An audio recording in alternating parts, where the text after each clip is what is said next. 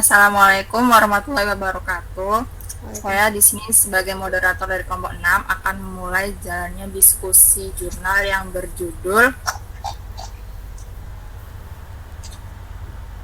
Perhujahan Hukum Negara sebagai Sumber Hukum Islam.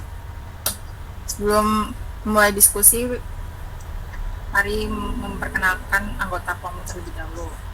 Saya Sabita Febi Adirilani. Saya Safira Alia Ramadhani. Saya Salsa Bilfara Hanifah. Saya Salwa Hanifah Rahmat. Saya Sanjay Wargaja. Selanjutnya kami akan membacakan hasil diskusi kami. Dimulai dari saya. Sejarah telah mencatat bahwa praktek hukum negara sebagai sumber hukum Islam pernah terjadi di awal pemerintahan kekhalifahan Abu Bakar. Para sahabat bermusyawarah dan memutuskan untuk mengumpulkan Al-Quran yang masih berserakan ketika itu. Praktek hukum negara terus berlanjut di masa dinasti Umayyah, Abbasiyah, Fatimiyah, Turki Utsmani. Khalifah atau kepala pemerintahan membuat peraturan perundang-undangan yang diberlakukan kepada masyarakat.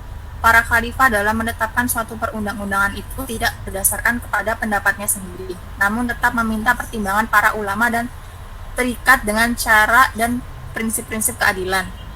Dalam menetapkan hukum syara, faktanya banyak ditemukan praktek ijma lokal, yaitu penetapan hukum syar'i disepakati dan dilakukan oleh beberapa mujtahid saja dan hanya mencakup satu wilayah tertentu. Ulama klasik seperti Syafi'i yang memahami ijma terjadi hanya ijma total yang melakukan kesepakatan tersebut berasal dari seluruh ulama di seluruh daerah terkait ketetapan sebuah hukum. Telah terjadi pergeseran makna ijma klasik yang dipahami Imam Asy-Syafi'i karena telah berubah dari makna ijma total semua mujtahid dalam satu masa sekarang berubah menjadi kesepakatan fuqaha pada suatu daerah tertentu. Hal ini disebabkan praktek ijma total untuk seluruh umat saat ini mustahil terjadi karena disebabkan luasnya daerah Islam saat ini. Selanjutnya, Safira. Tinjauan metodologis hukum negara sebagai bentuk ijma lokal. Perbedaan muncul di kalangan ulama terkait hakikat dari ijma yang sesungguhnya. Doktrin ijma muncul pertama kali berupa ijma total, yaitu ijma ahli Madinah. Kemudian muncul ijma ulama daerah lain seperti ijma ulama Irak, ijma ulama Kufah. Ijma diterapkan sebagai hasil ijtihad ulama suatu daerah dan pemberlakuannya juga untuk daerah yang bersangkutan, seperti jumlah takaran untuk menghitung nisab zakat yang berbeda-beda dari masing-masing daerah sesuai dengan yang mereka bisa gunakan. Kemudian doktrin ijma tersebut menyatu dengan masyarakat yang meyakini bahwa doktrin tersebut merupakan suatu yang mengikat setiap tindak tanduk mereka. Kemudian ini seakan telah memaksa Asy-Syafi'i untuk merumuskan konsep ijma total supaya hasilnya benar-benar terhindar dari kesalahan. Dari pikiran Asy-Syafi'i inilah lambat laun diterima dan dikembangkan oleh ulama berikutnya, sehingga ijma hanya menjadi produk yang pernah dicapai para sahabat saja. Dan setelah masa itu sulit untuk dipraktekkan menurut Abu Bakar Al-Jassas. Walaupun pada masa itu ijma dipandang sebagai hujah, tetapi yang dikembangkan ketika itu adalah ijma suatu daerah atau ijma lokal yang berlaku untuk daerah mereka masing-masing. Dengan arti ketika itu tidak dituntut suatu keharusan menghasilkan ijma seluruh fuqaha yang ada waktu itu, tetapi cukup dengan kesepakatan fuqaha satu daerah yang keberlakuannya mengikat untuk masyarakat Islam pada daerah yang bersangkutan. Jadi kalimat kesepakatan umat di masa tabi'in telah berevolusi kepada kesepakatan fuqaha pada suatu daerah tertentu. Hal ini disebabkan praktek ijma seluruh umat tidak akan terjadi karena disebabkan luasnya daerah Islam waktu itu, sehingga sulit melakukan komunikasi secara langsung dan antara satu daerah dengan daerah lainnya mempunyai kultur sosial masyarakat yang berbeda. Selanjutnya,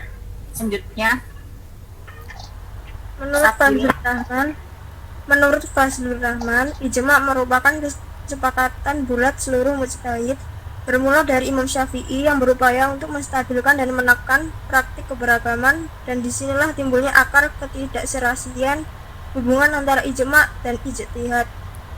Setelah masa Imam Syafi'i, pada umumnya menjadikan ijma sebagai kesepakatan yang bersifat formal, final, dan total. Maka jadilah urutannya, yaitu Al-Quran, Sunnah, ijma, dan ijtihad. Dan menurut Rahman, ijma yaitu yang diawali dengan adanya ijtihad, sehingga ijma memiliki pragmatis yang kuat dan tidak menggambarkan kebenaran yang mutlak. Syekh Waliullah, seorang modernis Islam di India, menyatakan bahwa ijma adalah suatu permufakatan pendapat dari orang-orang yang berwenang. Kemudian menurut Muhammad Iqbal, seperti halnya dengan Syekh Waliullah, ijma merupakan suatu pemikiran yang sangat penting. Tetapi ia tidak memandang tersebut sebagai suatu lembaga yang permanen, dan beliau beranggapan bahwa pengalihan kekuasaan ijtihad kepada suatu majelis legislatif muslim dalam zaman modern. Dan jika dihubungkan dengan pendapat ulama klasik, pandangan Iqbal ini dari satu sisi sama dengan pendapat Al-Imidi yang menetapkan ijma sebagai konsensus dari ahlul hili wa al-aqdi. Al-Amidi merumuskan ijma adalah kesepakatan sejumlah ahlul hali wal aqd, para ahli yang berkompeten mengurusi umat dari umat Muhammad pada suatu masa atas hukum suatu kasus. Tetapi bedanya, Iqbal menyatakan beralihnya kekuasaan individu yang mewakili mazhab-mazhab kepada bentuk badan legislatif muslim yang pada setiap negara masing-masing. Karena menurut Iqbal, ini merupakan satu-satunya bentuk yang dapat menyelamatkan kontribusi terhadap pembangunan dari kalangan awam yang kebetulan memiliki wawasan tajam dalam berbagai masalah. Pengertian ijma menurut tokoh usul fikih kontemporer diantaranya Abdul Wahab Khalaf, beliau mendefinisikan ijma adalah kesepakatan para mujtahid muslim dalam memutuskan suatu masalah sesudah Rasul wafat atas suatu hukum syarak mengenai suatu kasus. Menurut Dr. Yusuf Qaradawi, bahwa seyogyanya dalam menyelesaikan permasalahan baru yang besar tidak cukup dengan ijtihad individu atau fard, tetapi hendaknya melakukan transformasi dari ijtihad fard ke ijtihad jama'i, atau yang sekarang dikenal dengan istilah ijtihad kolektif. Ijma terbagi pada dua, yaitu ijma total dan ijma lokal. Pertama, ijma total adalah ijtihad yang dilakukan lebih bersifat kolektif atau jama'i. Ulama usul fikih kontemporer seperti Abdul Wahab Khalaf, ijma total adalah kesepakatan para mujtahid muslim dalam memutuskan suatu masalah sesudah Rasul wafat atas suatu hukum syarak mengenai suatu kasus. Dua adalah ijma lokal, yaitu kesepakatan ulama atau para mujtahid di kalangan umat Islam pada suatu waktu sesudah wafatnya Nabi Muhammad SAW berkaitan dengan hukum syar'i menyangkut masalah ijtihadi dan yang disepakati, yang dilakukan hanya mencakup satu wilayah, daerah, atau kawasan atau negara tertentu yang terbatas di daerah itu saja.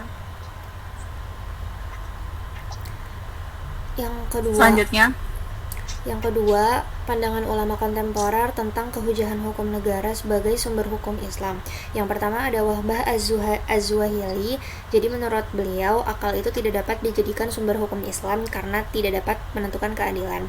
Akal manusia memiliki keterbatasan dan belum terjamin kebersihannya. Maka dari itu, jumhur ulama tidak menganggap akal sumber hukum Islam. Pembuatan hukum hanyalah milik Allah, jadi ini yang membedakan sumber hukum Islam dengan hukum yang lain.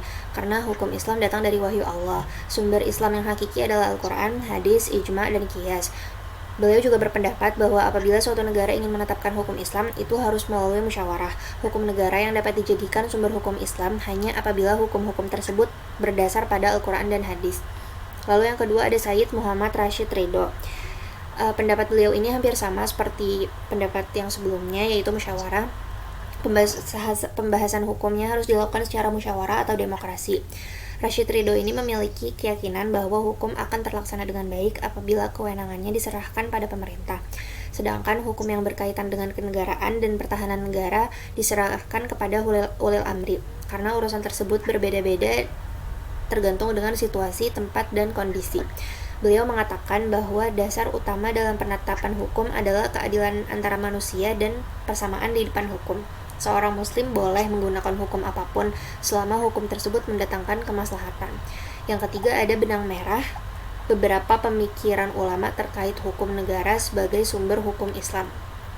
Seperti yang sebelumnya saya katakan, Rashid Ridho mengatakan bahwa hukum negara dapat menjadi hujah sebagai hukum Allah selama mengandung keadilan di dalamnya. Wabah Zuhaili juga mengatakan hal yang serupa, bahwa akal dibutuhkan keberadaannya untuk memahami nas, sebagaimana para sahabat terdahulu yang menggunakan potensi akalnya untuk memahami suatu ilat dan tujuan hukum yang terdapat dalam zahir nas.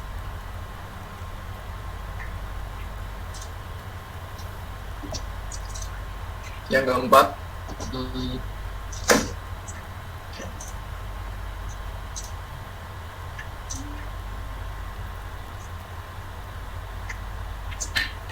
kehujanan kompilasi hukum Islam sebagai hukum negara untuk menjadi sumber hukum Islam di Indonesia.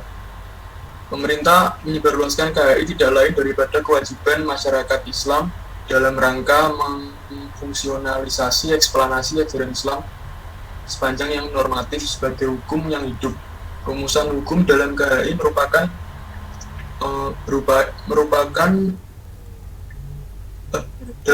berupaya mengakhiri persepsi ganda dari keberlakuan hukum Islam. Segi hukum formil di dalam UU nomor 7 tahun 1989 sebagai hukum yang diberlakukan secara sempurna menunjukkan secara tegas wilayah berlaku pada instansi pemerintah dan masyarakat yang memerlukannya. Abdul Ghani Abdullah menjelaskan paling tidak ada 5 sumber utama yang menjadi bahan baku hukum material KHI, yaitu hukum produk legislatif nasional yang telah tertuang dalam UU yang berlaku, produk yudisial pengailan dalam lingkungan pengadilan agama, produk eksplanasi fungsionalisasi ajaran Islam melalui kajian hukum yang dilaksanakan di beberapa IAIN di seluruh Indonesia, rekaman pendapat hukum dari beberapa hakim dan cendekiawan Muslim hampir mencakup seluruh Indonesia. Kemunculan KHI di Indonesia dapat dicatat sebagai sebuah prestasi besar yang dicapai umat Islam. Setidaknya dengan adanya KHI itu, maka saat ini di Indonesia tidak akan ditemukan lagi pluralisme keputusan peradilan agama, karena kitab yang dijadikan rujukan hakim peradilan agama adalah sama. Selain itu, fikih yang selama ini tidak positif telah ditransformasikan menjadi hukum positif yang berlaku dan mengikat seluruh umat Islam Indonesia. Selanjutnya, tujuan dari penulisan. Silakan dibacakan oleh Salwa dan Alia.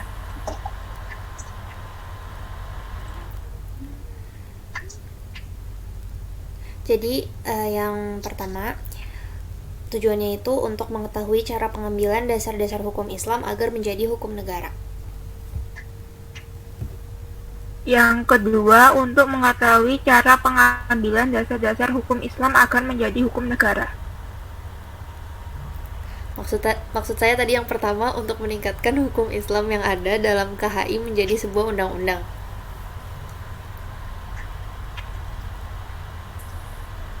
Metode yang digunakan, silakan dibacakan oleh Sabil.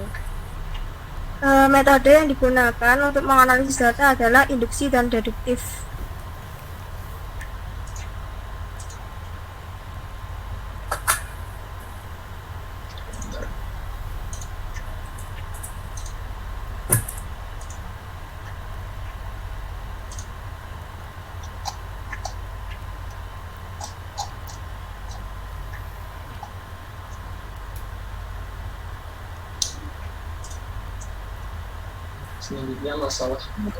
Selanjutnya, masalah yang ditemukan dalam jurnal yang telah diresum adalah kehujahan hukum negara sebagai sumber hukum Islam dan apakah kompilasi hukum Islam telah memenuhi syarat menjadi hukum negara. Selanjutnya, hasil diskusi yang dibacakan Ibu. Hasil diskusi kelompok kita yaitu menetapkan hukum syara di masa klasik banyak ditemukan praktek ijma lokal, yaitu penetapan hukum syar'i disepakati dan dilakukan oleh beberapa mujtahid saja dan hanya mencakup satu wilayah tertentu. Pembentukan sebuah hukum negara dilaksanakan dengan cara musyawarah oleh lembaga resmi negara yang di dalamnya tergabung ulil amri. Harapan besar ditumpangkan kepada ulil amri dalam hal ini pemerintah Indonesia untuk terus berusaha meningkatkan hukum Islam yang ada di dalam KHI menjadi sebuah undang-undang.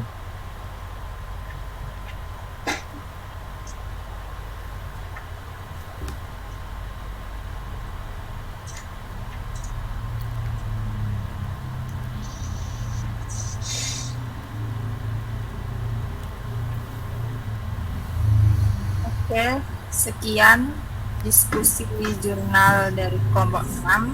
Apabila ada salah kata mohon dimaafkan. Wassalamualaikum warahmatullahi wabarakatuh.